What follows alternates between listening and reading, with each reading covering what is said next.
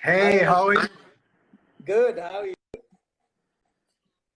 I am doing absolutely fine. So, how has been this lockdown period for you? It's got good and bad, right? So I think Yeah, bad would be, of course, work not being there,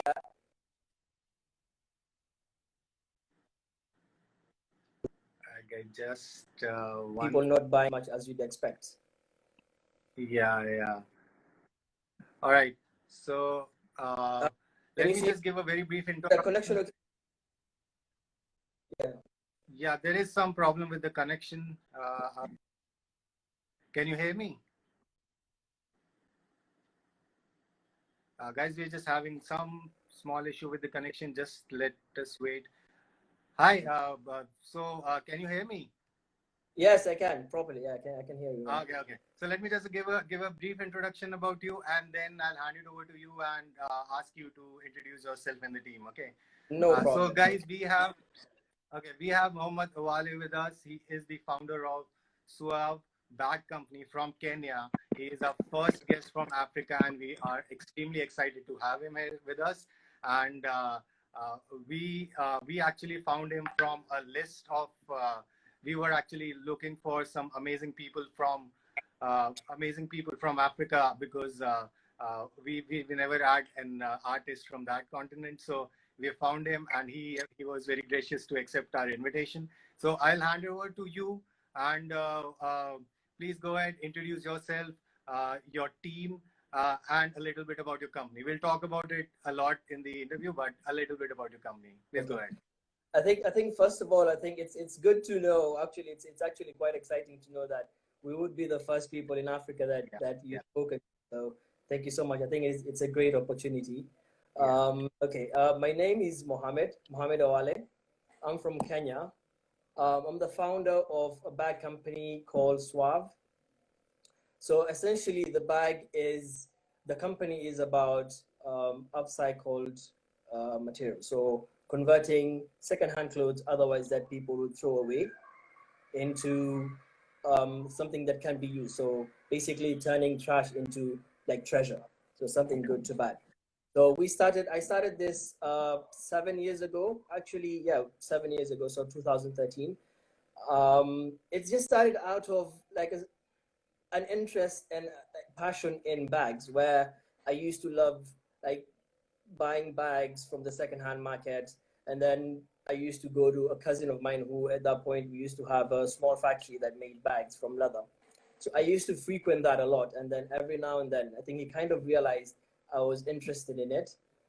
And because of that, the moment it got to a point where he was closing down his company to focus on other businesses, when he sat me down and asked me if I was going to be interested in pursuing the same line. Yeah. So that's the same time also that I'd finished my university. So I jumped at that opportunity, and the rest is history. This is where we are. Yeah. Awesome. So tell us about your team. How many people are working with you? How many designers you have? Okay, so currently we are at about 15 people from two that we started with initially, 7 years ago, to about 15, 16. Actually, it could be more than that, but say full time is about 15 people, with there being the designers being, so me and my brother right now are the ones who are working on the design and Okay. running the brand aspect. And then we have now, apart from that, there'll be pattern makers, there'll be the actual people now on the production line. Yeah. And then we have now the people that would work with the brand, that are very important actually, and without them actually we wouldn't be here. So the photographers, the stylists, and everyone who's working on like the websites and everything to ensure that the brand is running smoothly. So I'd say between 15 and 20 people when you include everyone. So Yeah. that's the team. Yeah. So I've seen your photographs. I mean, they are amazing. I mean, obviously, being a photographer's website and being a photographer myself, I mean, I was looking Yeah. at the website, the photographs.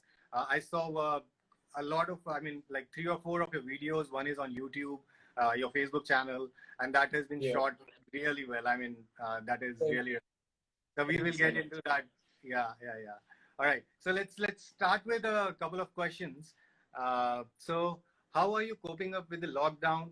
Do you have a serious lockdown in Kenya, like the Yes, rest of yes. We started our lockdown, I think, someime in March. I think around the 18th Mm, of March is when we okay. started. So immediately that happened, we shut down our production facility because we thought it was going to be the best for everyone to Yeah. actually take really good care of themselves. So the Yeah. whole team went home, Mm, and what we were doing, since the brand is a predominantly online yeah. brand, what we were doing is just mainly just continuing with our work. Mm, And if at any point we had orders, we would just fulfill the orders. So mm, that started on the March 18th. And since then, we're still kind of under lockdown, mm. but also there's no movement from 7 p.m. all over the country. Okay. You're only allowed to go around during the day. So Yeah. it is quite difficult. So it's actually same here in India also. It's actually pretty bad. So we also have Yeah. a countrywide lockdown. Uh, I'm in New Delhi, and here also after 7 p.m. we have a curfew. Uh, but Okay.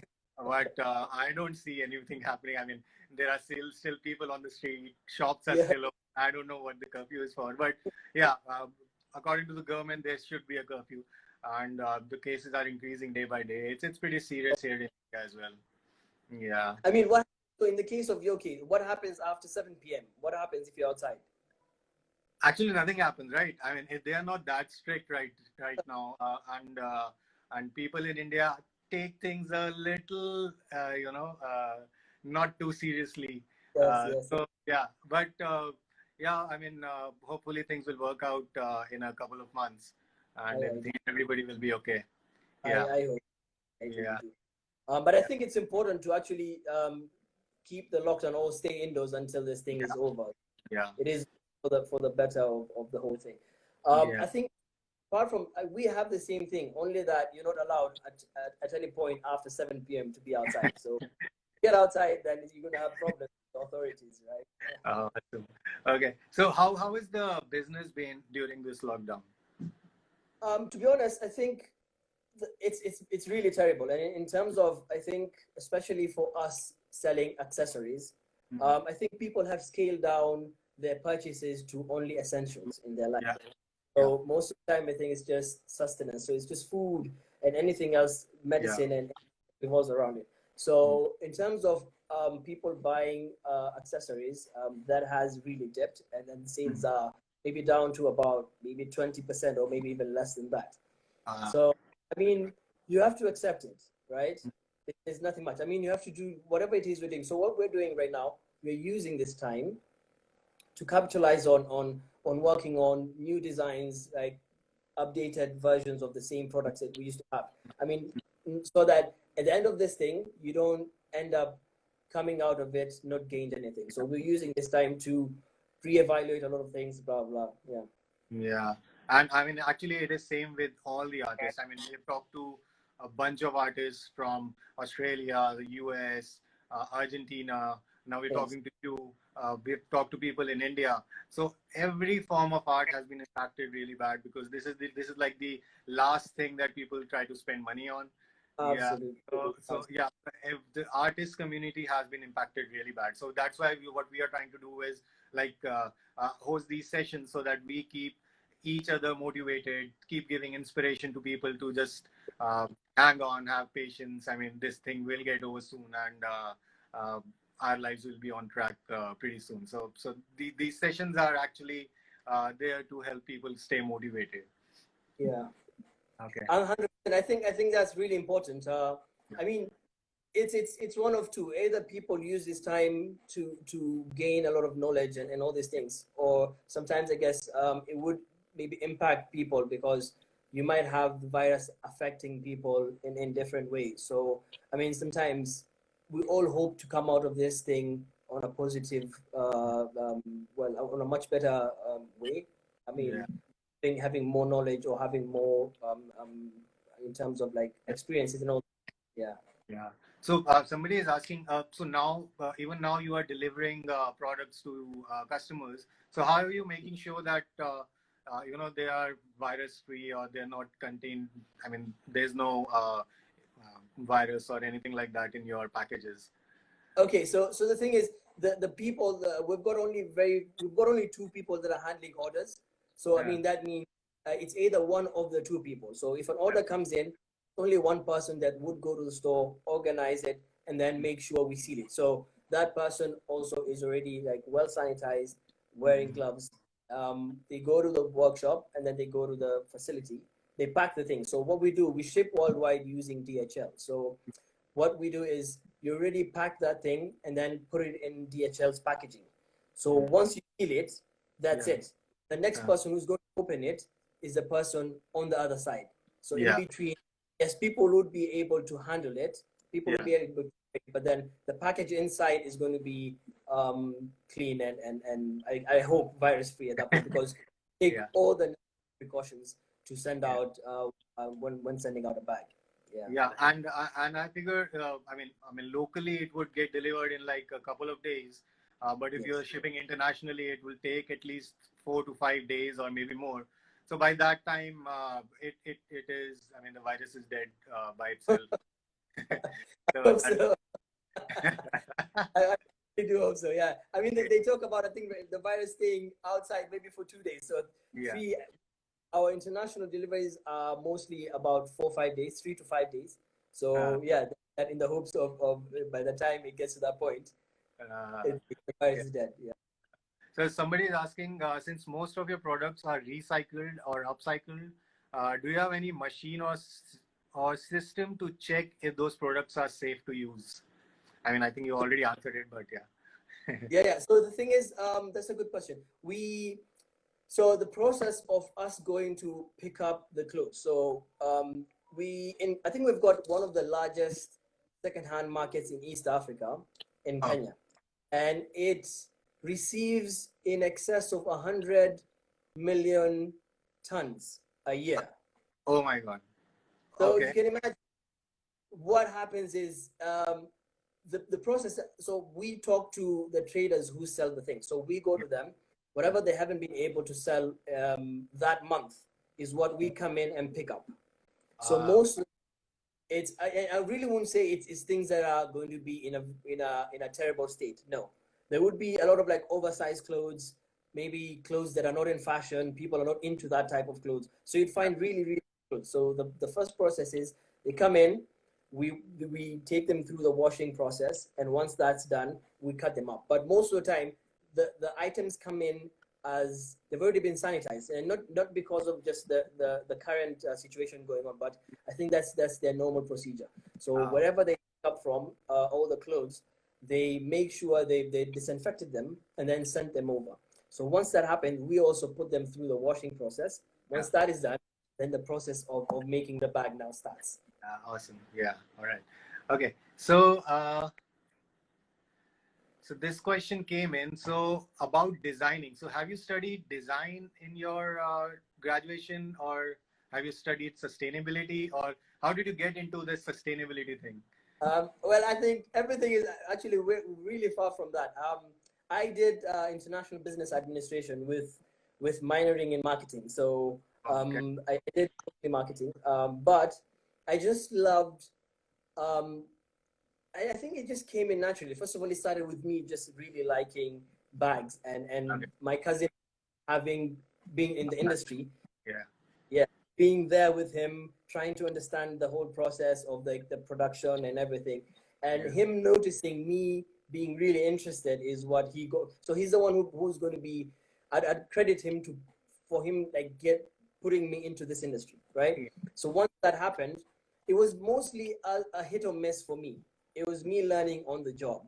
So what he did, the good thing he did was he got me the two people who used to work with him, and then they understood production, Hmm. and I had an idea of what I wanted to do. So Kenya is also quite big. So we have a good leather sector that is now reviving, and actually going to be hopefully within the next few years, one of I think within the region the best. So it is very predominant when it comes to bags made from leather or canvas, or you know how you think. So sustainability wasn't really big at that point.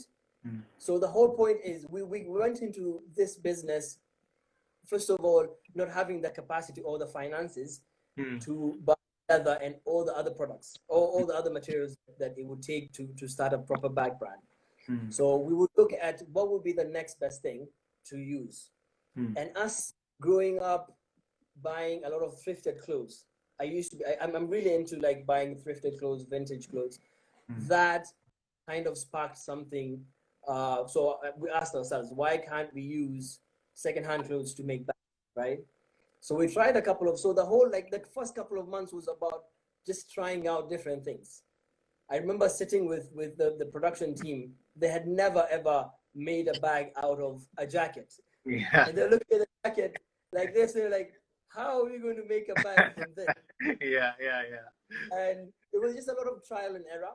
So about 3-4 months later, once we came up with a proper product that we were really happy with, is when now we started now showing it to friends. And the moment we showed it to friends, they were so enthusiastic about it because it was something that was different.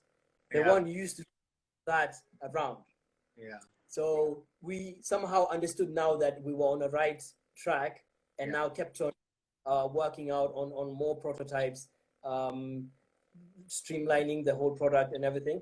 So it just kind of kept on from that, where friends would buy it, friends of friends would see it, and then it just kept on going, right? And then, so the first main, the bag that kind of was a hit, was a success amongst the people, was the backpack that we sell. And that's actually our bestseller since. So we mixed the secondhand clothes with local fabric. The I don't know if you've had like the African fabric. I know the print, So, but I don't know the fabric. Yeah, so it's a lot of different prints. So what we did, we mixed the two. And that was the one thing that the moment people saw, they were like, we want this bag. Awesome. So at that point, when you realize, okay, you're onto something, right? Yeah. So now we're quite into now like the brand, where it started gaining a lot of traction, and the more we did, more bags. And then the good thing about the bags not being similar was also a really big factor, where people knew that the moment they bought the bag, they had the uniqueness bit of the bag, right? So I mean, that's how it started. Yeah, awesome.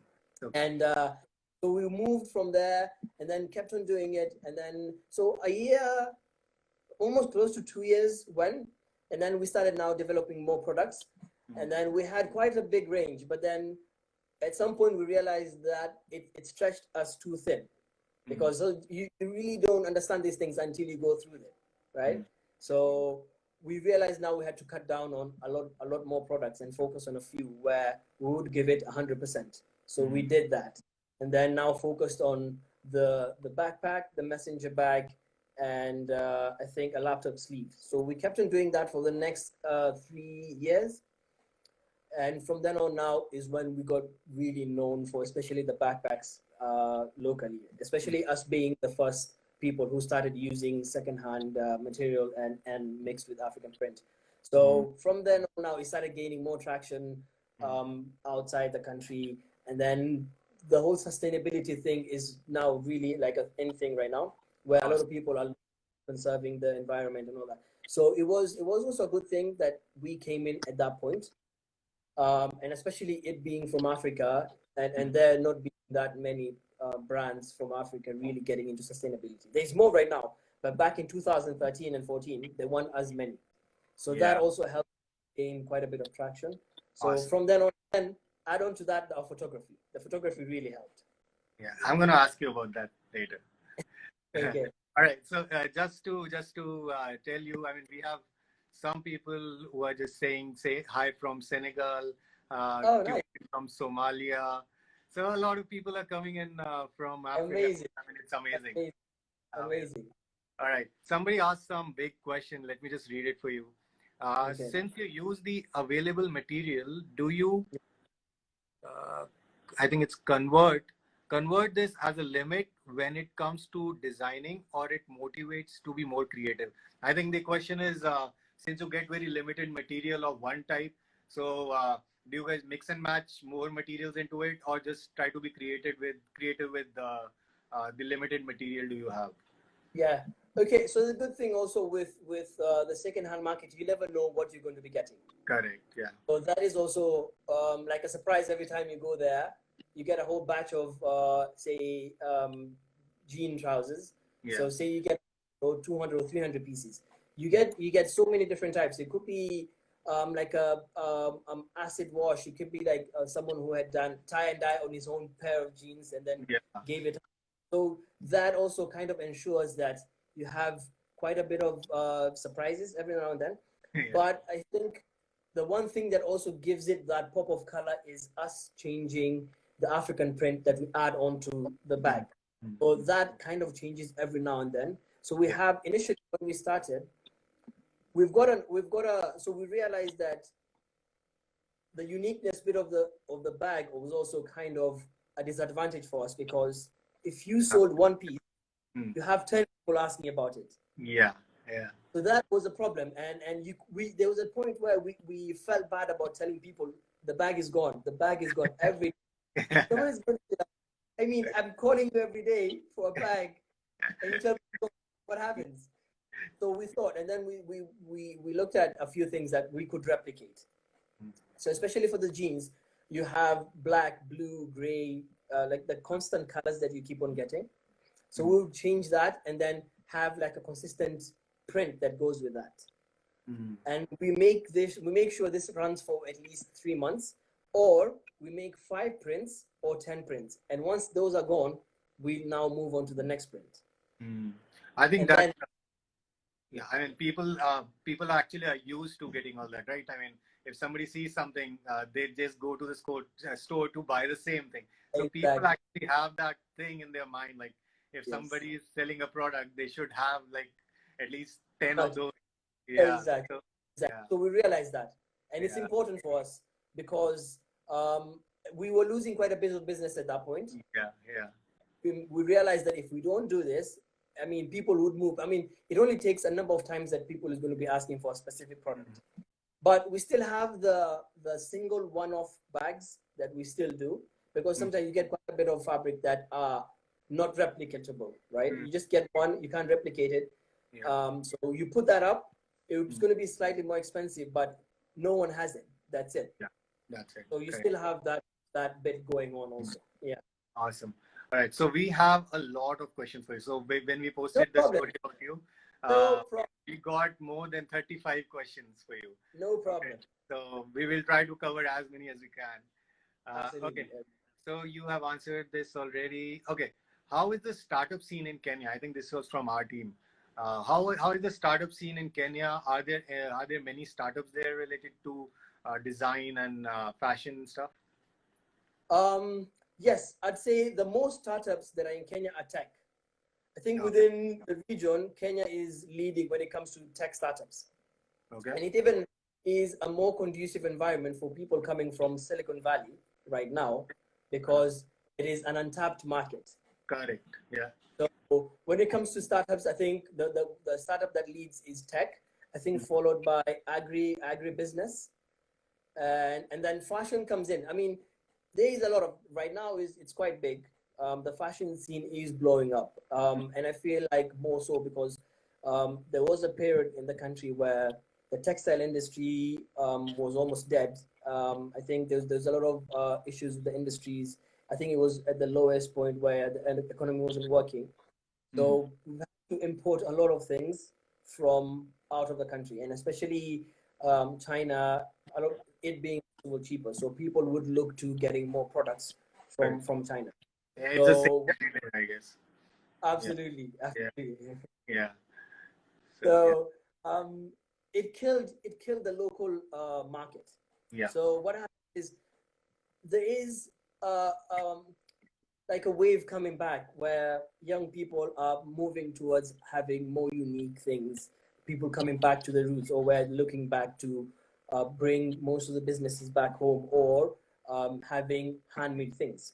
So that is really big, and then there's a lot of brands that are there, especially like bag brands are going to be quite a number. There's a lot of bag brands There's a lot of apparel, clothing.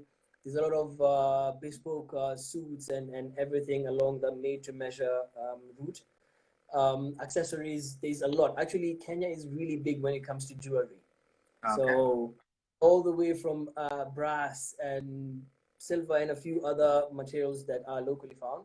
Yeah. It is really big. So you find a lot of handmade jewelry coming from Kenya, maybe based in Kenya, or it being in Kenya and being sold out of the country, right? So it being maybe a UK based or like a Kenyan based, but based also in the US or based in Europe or based in other places. So that is also really big. So right now, I'd say the startup scene is huge. It's actually going to be bigger, and I feel like the more young, and now with the internet, Yeah. it's kind of brought the whole world right now together, Correct. right? You can access anything. You can get information, inspiration, research, so many things, and that also kind of spiraled or spurred the growth of a lot of tech in Kenya or a lot of startups.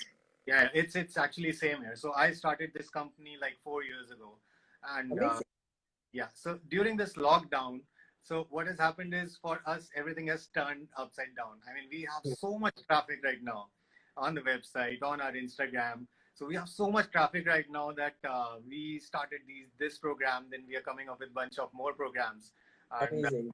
so yeah, for us it has been a really good thing because people are spending a lot more time online, and so that's where we came with this idea that let's connect with different artists from all around the world.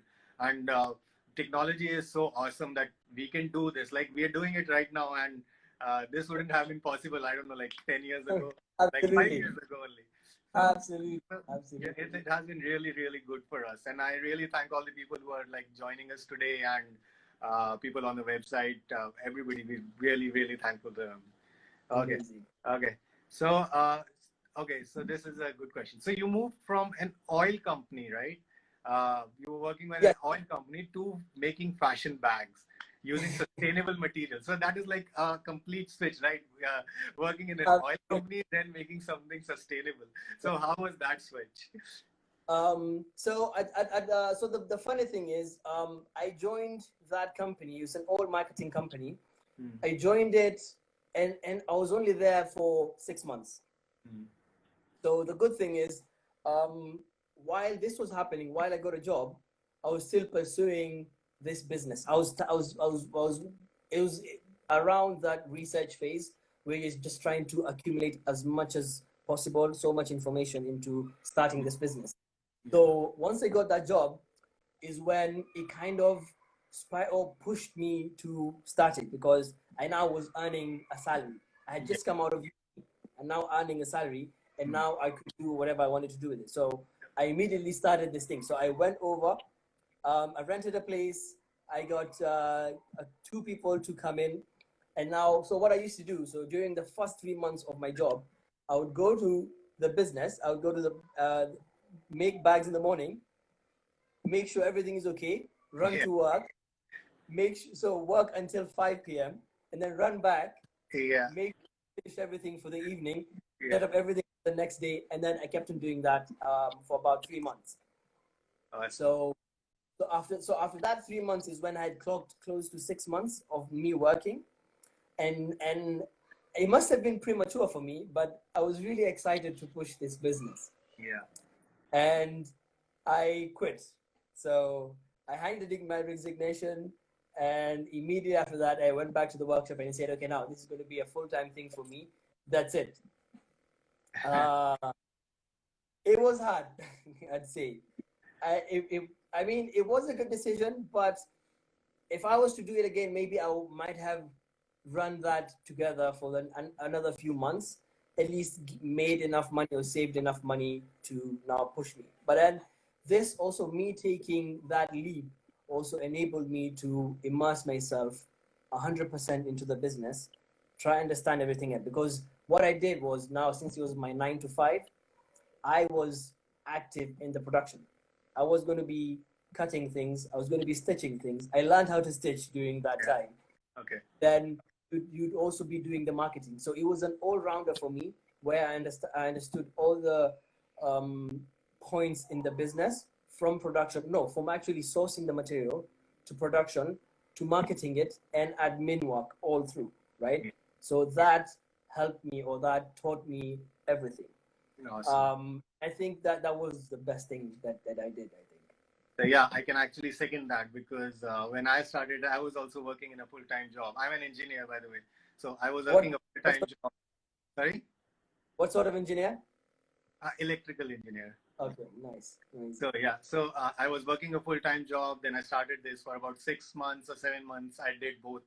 I did a lot of online courses on marketing, sales, UI UX, because we are an online platform. So yes, user experience, a bunch of courses I did, and then finally I quit my job and focused on this full time. So it's been an amazing experience. I mean, you get to learn something new every day, and there are so many downs, very few ups, but you look for those ups and absolutely.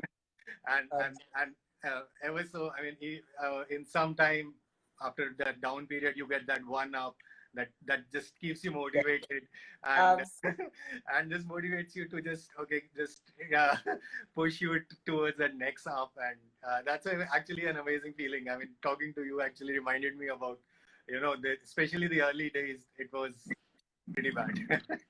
Yeah. I know. I mean, the thing is, you just hit the nail on the head, right? Yeah. Because I went through exactly the same thing where every time you'd have 2 weeks of hell where you're thinking about, especially if you have a premise, you've got your salaries you're thinking about, you've got your rent, you've got everything. And then all of a sudden, after 2 weeks of constant stress and everything, a small sale, it could not be not even that big, but 1 or 2 or 3 bags, and then you're over the moon. Yeah. And you forget. Yeah. And then you go back to the yeah, that keeps you motivated. All right. So, okay, this is a good question. So how do you see yourself scale this thing if you suddenly get like 10 or 100 times the orders?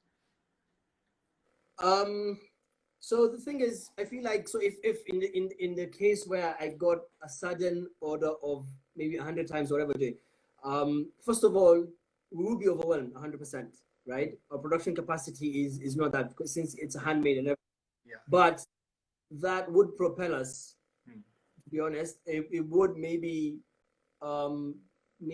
give us maybe twice or thrice, maybe whatever now we have in terms of production facility, where they would definitely enable us to maybe get 5 times the number of people we have, or 5 times the number of machines, improve it, get more sophisticated machines that will make our work easier and all that. So I feel like those are like the things that maybe would bring in. I mean, sometimes it's really scary when you think about it. I mean, you're told, you're given an order of 100,000 and our capacity every month is about 500 or 600 pieces a month. Of course, you're going to be confused. Yeah. But once that happens, you would sit down and say, okay, what do I need to accomplish to achieve that? So I feel like, yes, if we got maybe 100 times that order, it would enable us to move to the next phase, where I feel like we are a brand that wants to achieve like a global perspective or like a global presence, but it's still maintaining its African roots. It being a brand from Kenya, basically to the world, right? Yeah. That's still our basis for the brand, still. Yeah. All right. Okay. Do you have any plans of moving beyond bags and some other product category? I think yes. For the time being, yes. I mean, the range of bags and accessories is quite wide, so we would want to exhaust most of the accessories, because I feel like that is also like a really good line. But I really wouldn't put it past us going into like the shoe industry, because it's really close to the bags, and we feel like the local industry doesn't. It needs a footwear brand. I mean, we used to have a lot of brands, but then when the country and the leather industry went down a few years ago, maybe about 10-15 years ago, we lacked, right now, or we're still lacking a lot of proper footwear brands. So that is something that we would maybe be interested to get into in a few years, maybe. Awesome. All right. Okay. So we've heard that Lupita Nyong wears your bags, right? So Yes. how does that feel? And do you have any more celebrities using your products? I'd say I think Lupita is the only celebrity that actually posted it or had people photograph her. Yeah. Locally, we do have local celebrities and personalities here that would be wearing a bags. But the Lupita one caught us by surprise also. She had come in for a charity event or something that at that point, and a friend actually called me and asked me if we were interested to give out a few bags to the stylist. So they were going to be choosing products, Kenyan-made products, and all those things. So we just gave it, and then she called me a day or two and says, "Okay, out of the 3 bags that you guys gave out, they took 2." Okay. Yeah. So here's, can you send someone to pick up the one that's left? And we did that.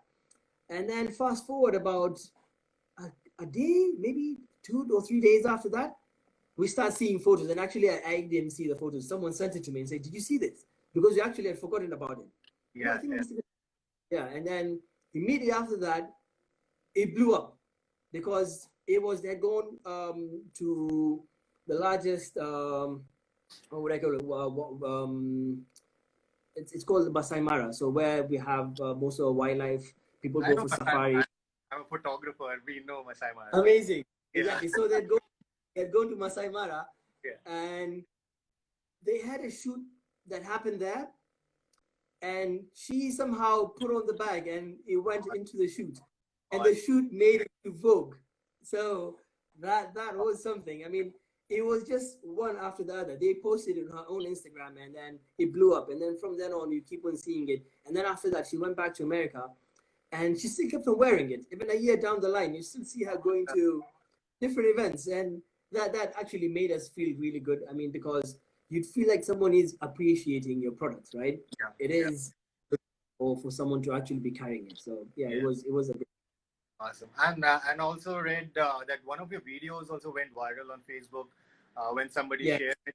So that must have also given a big kick to your business. Exactly. I think that would maybe answer the question that person put of what would happen if orders came in 10 times. Yeah. That happened.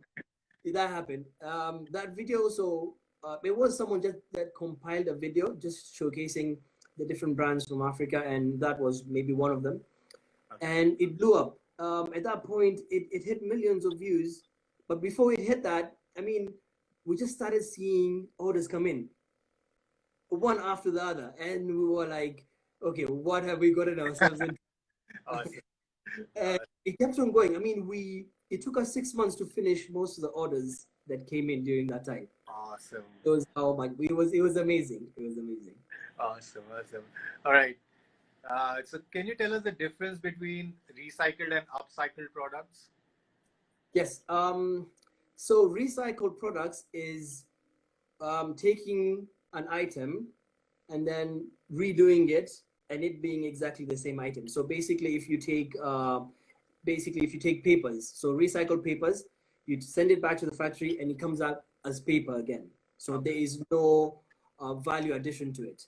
Upcycling is when you add value to it and give it new life. So you take it from, say now in the case of us, from a pair of clothes or a pair of jeans, and then turn it into a bag that now might last longer than it did as a pair of jeans, right? Or taking maybe tires and then making them into sculpture, or how you'd make something better from whatever it was. So the difference between upcycling and recycling. Okay, awesome. Okay, do you see any differences in styles in Africa and abroad? And how do international markets respond to your designs? So I'd say, first of all, when it comes to bags, sometimes you definitely see a lot of repetition, right? So I'm guessing the one thing that differentiates between your product and someone else is maybe the material that you're using. And the one thing that helped us is the African print, where mixing secondhand clothes or upcycled fabric and African print was something that maybe very few people were doing, or especially on bags, very few people. And especially when we started, I don't think in Kenya there was anyone that was mixing the two. Say maybe one brand, but that was something that really was unique, and that coupled with how we were visually showcasing the brand was also something that was different at that point. So the mix, especially for the bags, was something that people immediately they saw it would definitely like it and be like, okay, this is different. I haven't seen something like this before. I want it. And especially it being a new thing, someone of course would want to be the cool person maybe amongst their friends, right? Yeah. Where did you get this? Where did you get? So that's the same thing, and that also brought a lot of people back. So if someone bought a bag, and then they got so much compliments from it, so they'd immediately come back and say, "I want another bag." Right? Yeah. And then the people that saw it would come in, so that kind of helped. So the difference was the materials you used is what differentiated us from the international market, and especially got the international market really curious about it because it's something that they weren't used to it. Yeah, awesome. Okay. Okay, tell us about what do you think about fast fashion? It is a very touchy subject right now. Yeah, I know. I mean, it is something that I guess is going to take time for us to change our mindsets. I mean, the slow fashion is doing a lot to change people's minds, but it's going to take quite a while because big corporations want to make their money and move. So I feel like there's a lot of people who do not care for the environment, and they put a lot of other things forward. So making money, all that is paramount to them than doing all this.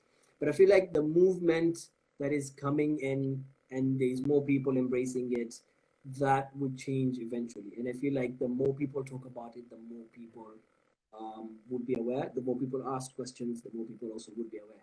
But I feel like fast fashion is, of course, something that is really, I'd say, dangerous for our environment and the world in general. I mean, honestly, when you look at it, I'm not talking about just the environment, but when you look at the, well, circumstances or environment that they put the people that are in the fashion industry in. So all these factories paying people wages that are way below the current wage, and then the conditions that people are subjected to, and I mean, all these things are a factor. So if you are someone who is, I mean, really big, and then thinking about the people that are impacted by it, because I feel like all these big corporations are taking advantage of people, and that's why they're shipping most of their production facilities to countries that I'd say have got a higher population of people that maybe are below the poverty line and all that, simply because they could take advantage of that. They can't do that in Europe because Europe has a set wage where you can't go below that. In America, same thing. So they won't be making the profits if they took it there. So what happens? Just take it to other places that people really don't. And I feel like it is the countries that need to work on that, and at least put these people in check to the point where there is a minimum wage, first of all, that these companies should adhere to. And then there is a specific production way or method that they use to ensure that the piece that they're selling or they're producing is going to take a longer duration. It's not going to be something that someone would wear for a season and then throw it, because the amount of energy it takes to make one item is just too much, right? So I feel like that should be like a thing, and I think the countries and different countries should be the ones, first of all, to take that initiative, especially when it comes to a lot of like the countries in Asia and Africa, which right now are the biggest production for fast fashion. So I remember, I think it was like 2-3 years ago, I was in London, and there's a shop there called Price. I don't know if you know. So I was actually amazed to see. I mean, they were selling just 1-2 pound clothes. I mean, they were like actual, like really good designs. The cloth was there. So I was It's just even cheaper imagining. than you having it back home.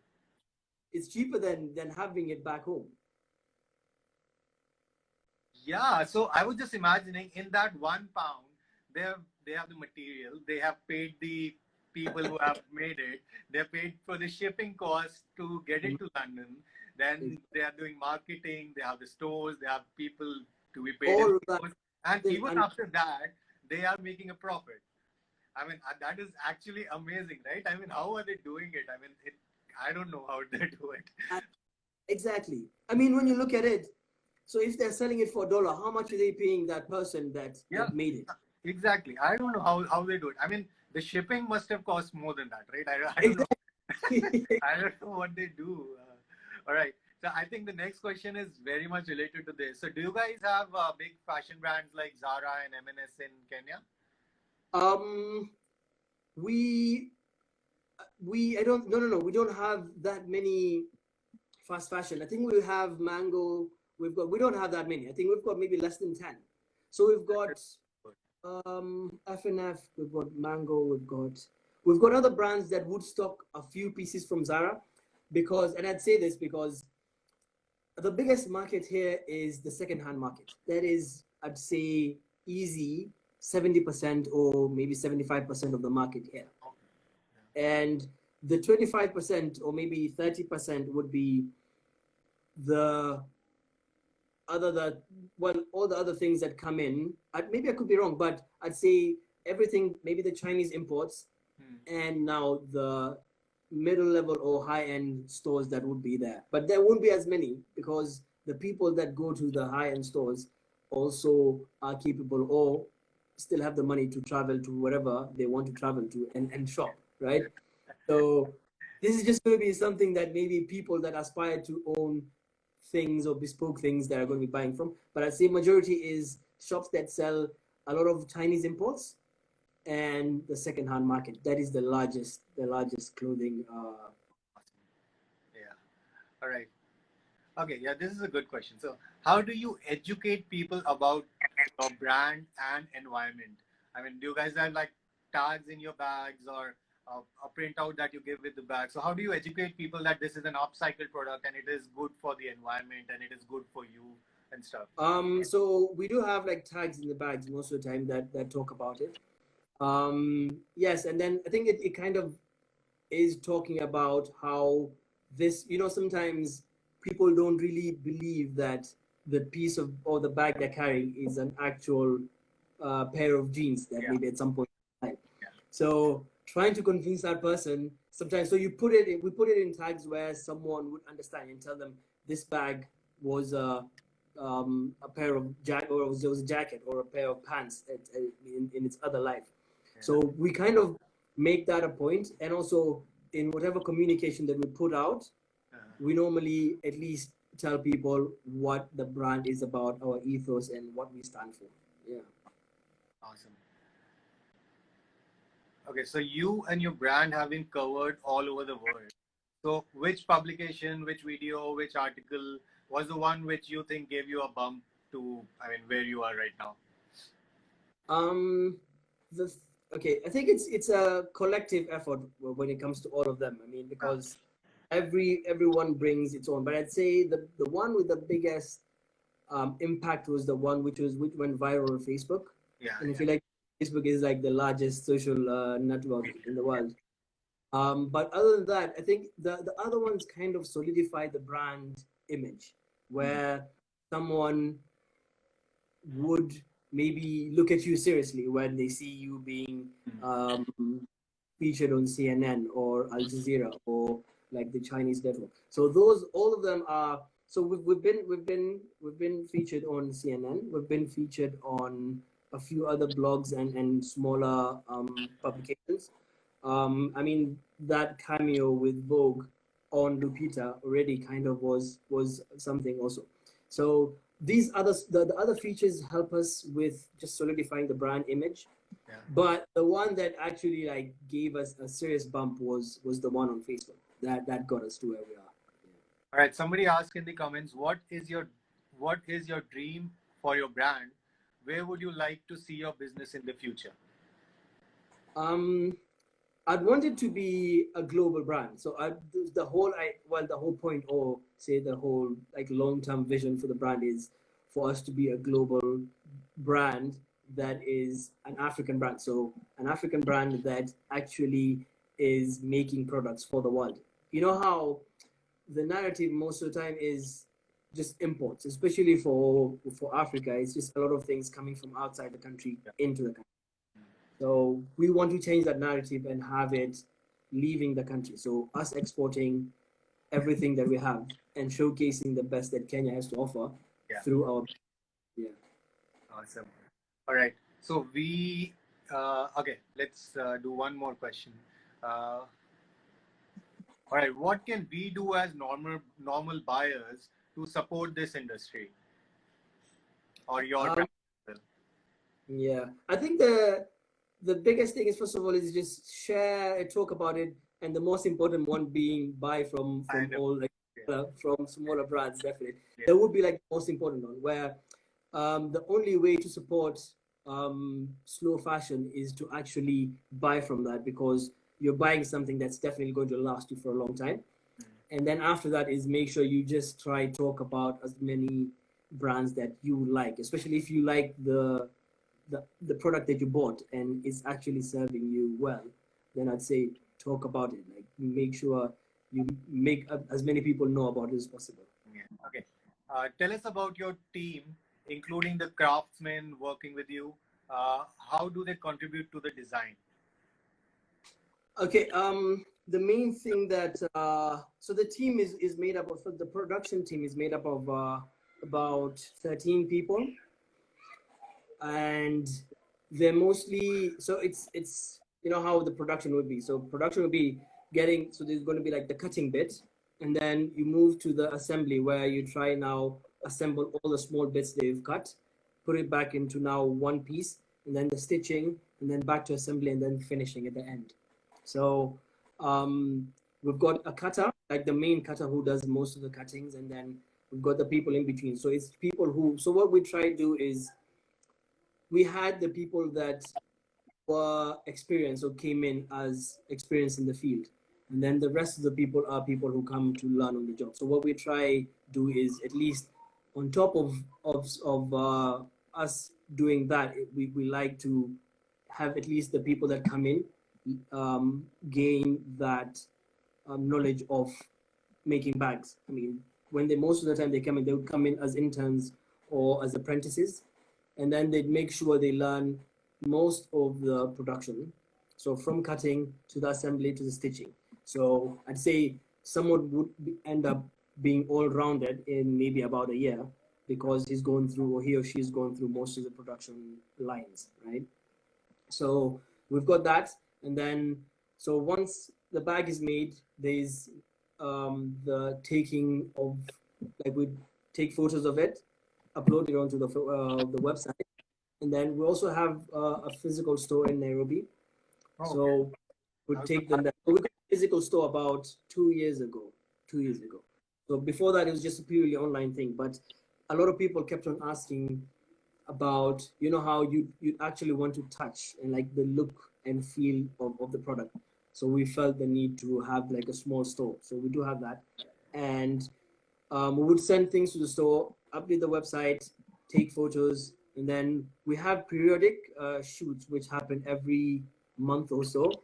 Now this is going to be communication for the website, for the social media, you know, all those places. So that's how we kind of make sure. So every now and then, once we update the website, we make sure that people know that we've got new stocks and everything. Yeah. All right. So are there any other brands in Africa or abroad who are working on the same idea? I think we need a lot of brands doing these upcycled products. So are there any other brands in Africa or around something similar? Yes, right now we do have a lot. I mean, when we started, there weren't that many, but fast forward about 5, 6, maybe 3, 4, 5, 6 years after that, is a lot more people are getting into it. A lot more people are getting into the fashion industry. So across the board, from apparel to accessories, garments, and everything. So and jewelry. So the more people that get into it, the more diverse you get to find. People coming in with different ideas. But when it comes to the slow fashion or upcycling, there has been, but I'd say it's not in the same scale as the normal. I'd say fashion. It's not. It's still not going to be fast fashion for them because everything is handmade. But I'd say it's going to be slow fashion. But when it comes to upcycling, not as many. But it is gaining traction quite a bit. So people coming in, starting bags, doing jewelry from recycled or upcycled materials, doing clothes and all those things. So I'd say the scene is becoming big locally. In Africa, it is taking quite taking it by a storm. Especially, I'd say the biggest maybe being Nigeria. I think it being the biggest economy in Africa. South Africa is also pretty big. Ghana, Egypt, Senegal. So quite a number of countries are really into it, and especially West Africa, who are really big when it comes to fashion. Okay. So they're looking at more like alternative materials or ways of getting into the fashion industry. I'd say yes, it is taking a big storm. Right. Okay, this one I've already asked. Oh yeah, this is good. So how important is social media to your brand? Okay, that's our backbone. Social media is our backbone. Actually, there is nothing we would be able to do without social media. Yeah. And I feel like it is enabled us to get to wherever we are. Without, I mean, you know how most of the like brick and mortar stores would incur so much in terms of rent, in terms of salaries and all those things. So like an online store gives you that opportunity, first of all. And then social media now kind of propels everything to your store, where you get to showcase or tell people what you feel. You know how it's like basically narrating a story through your page. So you talking about what exactly is happening, how you're doing your production, or what it takes for you to make a bag, what production method, or you know how all those things kind of. And then the on the other side, the client or the person that's following you or the customer kind of feels like he's there with you or he or she's there with you, right? Because everything is visual. And I feel like social media has given us access to all that. Yeah. It's actually a direct connection with the customer. I mean, there's nothing. So you interact with the customer directly. It's actually pretty, and especially for us, Instagram has been a really good thing. I mean, obviously we're a photography platform, but still, Instagram has been really good for us. Facebook has been there, but Facebook is pretty old now. I think Instagram is the so nowadays, I think people are moving to TikTok, but we don't see. I don't know any if it adds any value to our brand. But yeah, a lot of people, a lot of millennials, a lot of the generation next to millennials are moving to TikTok. I don't know what they see in TikTok, but yeah. I think right now, I think the best thing is people are looking at the next best thing because I mean, Instagram has been really big, so you keep on asking yourself, okay, so what is next? I mean, TikTok is next, but is TikTok for business? I don't know. I mean, people would definitely find ways of taking advantage of TikTok, but I feel like the whole visual bit kind of comes in with a properly documented video or a photo that has been well thought out, right? So you know how like I think TikTok is mostly like winging it, where you're given a couple of templates and you do your video and that's it. So I think it's mostly for entertainment purposes, but I feel like 100% Instagram is like the best way to your customer or consumer because you talk to them through it. And I feel like Instagram is coming up with new ways every day to help people put their story across. So the IGTV for longer videos, so the stories and all those things. Every time there's something that comes in, which I feel like is still going to be there for a long time. People it's just you taking advantage of it. So do you manage your social media yourself, or do you have somebody doing it for you? We do it in-house, so mostly it's just either me or my brother. So mostly it's just ourselves. Yeah. Right. Okay. Yeah. So so this is the third edition of the Outgoing Introvert program that we're doing. In the second edition, we had Kriti Tula. I don't know if you know her. She runs a brand called Doodleage in India. That is also a very big sustainable fashion brand, a slow fashion brand. Amazing. Yeah, write it down if you want to check it out. And I mean, we had a very similar discussion with her in the second edition, and we were actually blown away by the size of it, the scope of it, and everything. So, if you wish, we can connect you with her. I mean, that is actually the aim of these sessions. So we are trying to connect people around the world. So if you want, we can connect with her. And I think, I mean, she is amazing. She has won a lot of awards. So, I mean, somebody I think commented Doodle Age. So that is the spelling if you want to see. Yes. Okay. So yeah, just go on Instagram, check her out. We'll definitely will like to connect you if you guys want. That would be amazing. I mean, yeah, that would be really. She's also doing amazing stuff. Her clothes are really awesome. She's doing clothes mainly. She does bags also, I think. But like you have bags, she has clothes.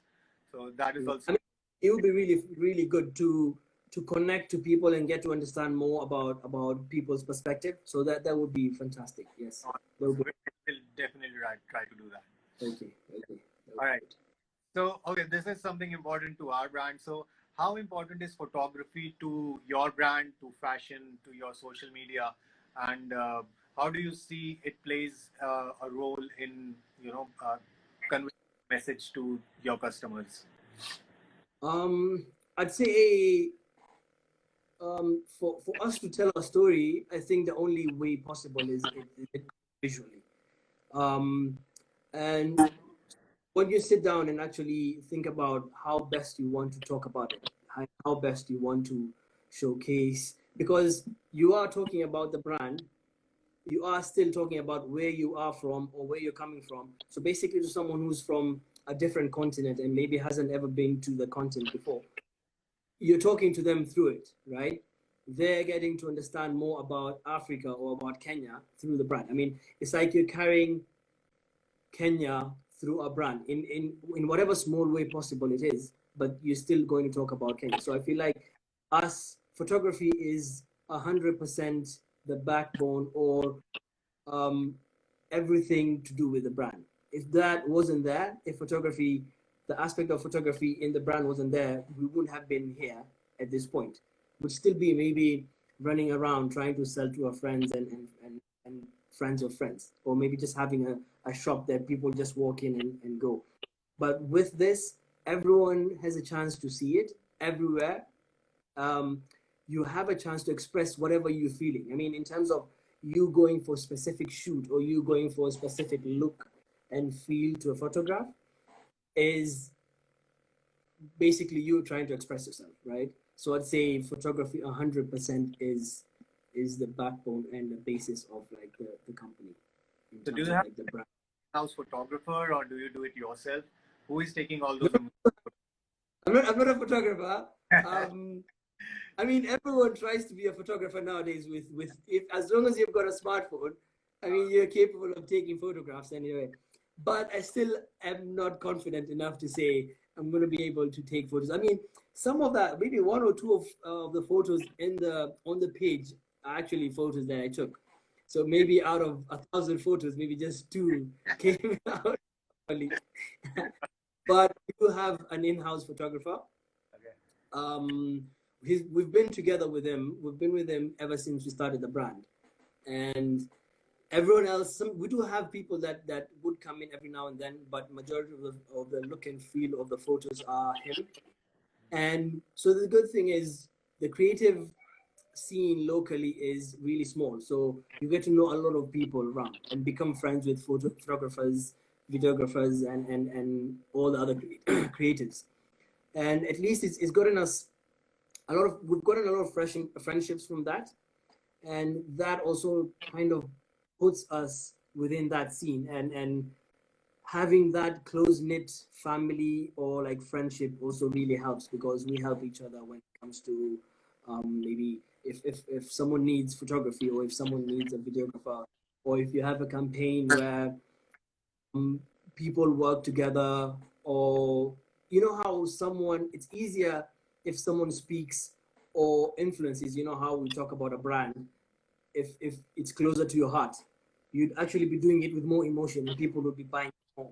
So Yeah. that's how the brand has grown, because it started with friends, and then went to friends of friends, who maybe got to know us and then became friends. So kind of that way. So the photography, and the photographer and all the other friends that we have around us, we all work together. So the photographer is called Joseph. The stylist, who is also like one of the most important people in the Yeah. brand, or got in us, like all whatever look and feel, all the visuals that you see is the ideas that both, or all three of us, or the whole crew or the group would sit down and discuss. So yes, these are people that have been really influential in the brand. Yeah. So actually, what we think is photography is like the most essential thing if you are doing anything on social media. Uh, so any brand like your brand, or even a tech brand, or any brand needs photography and videography if they want to Yeah, convey a message. So we are everywhere, and we want to support all the photographers, all the videographers, and actually all the artists as a community to move forward together. I mean, that's the only way. I mean, because um, you see, sometimes I feel like if someone did it on their own, it takes longer for that trajectory to happen. Yeah. But if you did it as a collective, the chances of you making it are way higher than you doing it on your own. So 100%, you definitely need all the people around you to get to wherever you're going to. Absolutely. All right. Somebody has messaged, I love your bags and would like to feature on, oh, I cannot see the comment once again. Okay. We would like to feature on Swive page if granted the opportunity. So go ahead, give, gets the man and DM them, and maybe you will get featured. Oh, that would be fantastic. Would they like to feature us? No, no, they are trying to get featured on your page, I think. Maybe just take a photo with the bag and Oh then yeah, send them to absolutely. Like and that's the way. yeah. Okay, awesome. Uh, okay, how can we and our listeners check out your bag and buy them? What is the best way to do it? So the best way, so if any of them are going to follow the page, or just go into the swap page on Instagram, there's the link to the website, or they can just go to the website directly, which is www.suavekenya, SUAVEKENYA.com. But I think the best possible way would be go to the page and click on the link on the bio. Yeah. So, I mean, in India, I mean, we are actually not right now able to ship anything anywhere, actually. I mean, Amazon has started shipping stuff, but if I want to send something to somebody, we cannot do it. So, is DHL still working? I mean, are you able to send stuff right now? Yes, DHL has been working throughout this whole thing. The only problem that is there is you might ship something. So we had a shipment that had delayed, because it was going to Spain, and Spain was definitely on lockdown because of the pandemic, and it had to be, I think it had to stay at the customs for quite a while before it moved. But as long as DHL is working, everything, we still ship worldwide. But it all is also dependent on the country of maybe the client, where the client is coming from. If they're open, I mean, like America is all open, so Yeah. most of the shipping there are still being delivered. I think that's the same with the UK, parts of Europe also. So I say there's other places that still are on lockdown, but majority of places that maybe would still be buying or purchasing things are still open. Yeah. Right. Somebody is asking, how did you come up with the name for your brand? That is difficult. It was, I think, coming up with the name was the hardest bit of the brand. It took me, I think, close to 6 to 8 months for me to, so while I was still, you see, I was just playing around with the idea way before I started. Yeah. And then they were like, okay, so once you start with that, the next thing would be, what's the name? And um, we worked with quite a number of names, but then Suave came because Suave stands for sophistication and class, right? Yeah. And we were turning trash into something that is looking good. So we were like, I mean, what better way to name something, especially the fact that it comes from secondhand, something that most of the people might be shying away, and then into making it into something that people can rewear and carry that actually looks even better.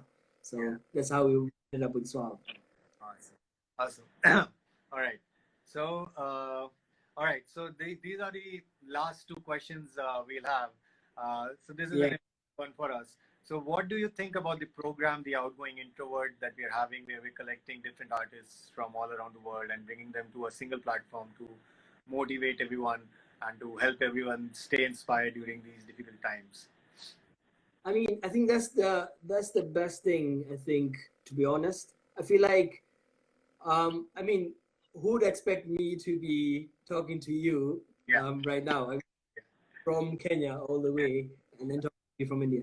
I feel like people have a lot of time on their hands right now, and a lot of people might be thinking about, maybe they might not understand what they want to do this time. I feel like that's okay, because you don't really need to put on that pressure where you need to get something done, or you need to come up. You know how you'd see things, or like memes talking about, if you don't come out with a new skill, then what's the whole point of this, right? I don't think that pressure is good, but conversations like this would spark up a lot of inspiration and ideas on other people. So I feel like it's really beneficial. And the fact that we have spoken and shared a lot of knowledge, I'm going to go back having more knowledge, and maybe that will help me in doing a lot of things. And especially for a lot of people that might or would end up watching the video later on or right now, would go back and now sit and think and say, okay, this has given me a new perspective of life, or on business, on a lot of things. So I feel like it's 100% really important to have it. It gives people that confidence and like the comfort of trying out things apart from like whatever they've been doing, getting out of their comfort zone, giving them that extra push to do more, right? Yeah. All right. And the last question is, have you checked out our platform, World Photographers Club? What do you think about that? I love it, especially the fact that where like you showcase a lot of photographers' work, and you know how, that's the best thing, because once you have a platform, giving that voice to other people that otherwise would take longer, or maybe you wouldn't have that platform to showcase. I think that's amazing. That is really good, and I think that's important, especially if you get to a point where you have a platform and the voice to give to people. Then it is your duty, I guess, to put out everyone else. And I feel like people are now more aware of everything going on, or more photographers or more creatives, right? I'm guessing before today, a lot of people didn't know about the brand in India, so Yeah. 100%, that is also like a plus for it, right? Yeah. So congratulations, and thank you again. All right. So that was our last question. Actually, we generally try to keep it under 1 hour, but we had so many questions for you, so we thought we'll extend it. But this has been an amazing conversation. It was very honest. It was very open. I mean, I think we had a very casual interaction, and questions that were asked by our audience and users were actually pretty good, and some of them were from our team. So let me just tell you. So we on this project, there are 4 people working. It's me. There are 2 people, Himanshi and Ragini, and also Sayam. I think in the email you must have were talking Yes, to he's him. the one email. Yes, Yeah, yeah. yes. He's the creative head of WPC, and this program actually is his brainchild. And Amazing. uh, we Amazing. continuing with these sessions. We're gonna do uh, the fourth edition very soon. We're gonna send an invite to you. Please go ahead and watch all those videos as well. And we're gonna upload this video on our IGTV and on our YouTube channel. We'll send you a link. Please share it, Amazing. and Amazing. we hope to reach as many people as you can. I mean, it'll be good for your brand. It will be good for our brand. And the whole idea of these sessions were actually to motivate people and inspire people. So we really hope Yes. that we have done some part of what we could do. And even if we were able to inspire just one person, I mean, that was worth it. So Absolutely. yeah. With that, thank you so much. Thank you so much for being a surprise guest in this edition. I Amazing. really enjoyed this, and maybe we'll have a talk sometime soon. Just normally, Absolutely. I really like talking to you, and we'll Absolutely. try to connect you to Kriti from Doodle Age, and it'll be awesome if you guys can come up with something. Absolutely. Absolutely. I mean, thank you so much for actually giving us this platform. And it was really a surprise, first of all, and especially when you told us that the schedule, all the spots were taken, but then we would come in as a surprise guest, which was really fantastic. But I think on top of it, the whole platform is really, really good, especially for creatives and especially connecting people, and then kind of everyone expressing their views and learning from each other. So thank you so much, first of all, for giving us this platform and enabling us to meet up and discuss all this, especially under these circumstances. So this has been amazing. Yeah. Thank you so much. Yeah. So if you are in India anytime, let us know. If we come to Absolutely. Kenya, definitely let us know. I am definitely. I mean, definitely would definitely be coming to India. Especially, I think maybe within the next few years, it has been one of the few places that I've actually wanted to go. Both just for travel and for business, and just understanding how like brands and factories and production is being done there. So 100%. That would be definitely something I would take up soon. Awesome, awesome, awesome. All right, with that, I'll just thank you again for coming on the platform, and goodbye for right now. Okay, bye bye. See ya. Right. Thank you so much. Bye. Bye.